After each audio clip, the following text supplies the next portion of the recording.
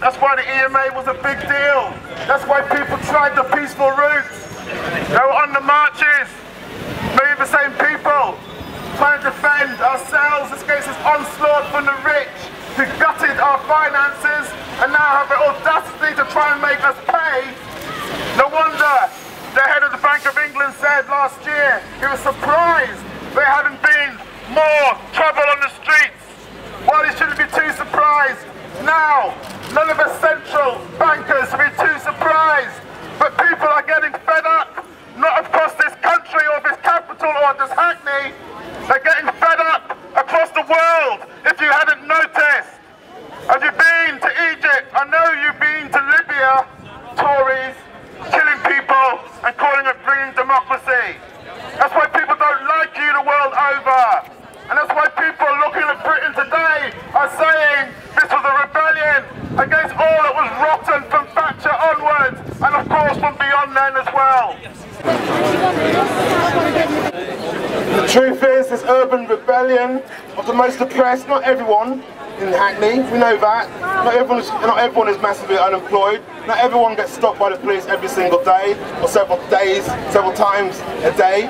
The black kids do, male kids. Not everyone knows where their dispersal orders are. They don't put up signs saying stop all black kids, but they issue dispersal orders, which means if you're in a group of more than two, I'll call it two people, but a group, i.e. three people, i.e. three black youngsters, i.e. black male youngsters walking down the road in Hackney or in Tottenham, you will be stopped. You can't actually walk around in groups.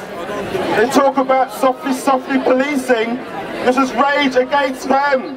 333 people have died in police custody, a disproportionate number black, but the rest are white. Inequality affects everyone.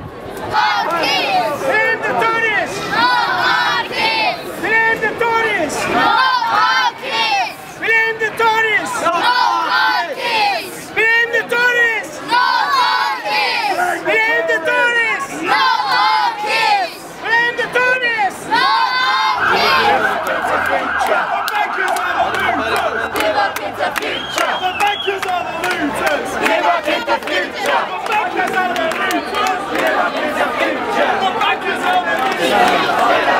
Who kills Cynthia Jarrett? Who kills Sean Rigg?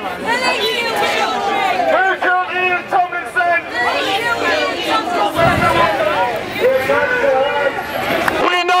We know who has caused the crisis. We know who is responsible for all of that. It's the cuts. It's the cuts that the Tories and the Liberals are pushing forward.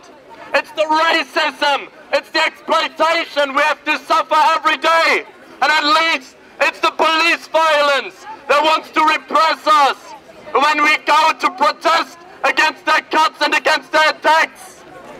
But we don't stand there, Saul. In this sense, we have to resist it, and we have done so in the students' protests in the last month, and we will do so in the next month and years against their cuts. But you are not alone. This is not just a struggle that is going on in Britain. It's a struggle that's going on in Spain, in Greece, in the Middle East, in the US. Everywhere we see struggles against their system of exploitation.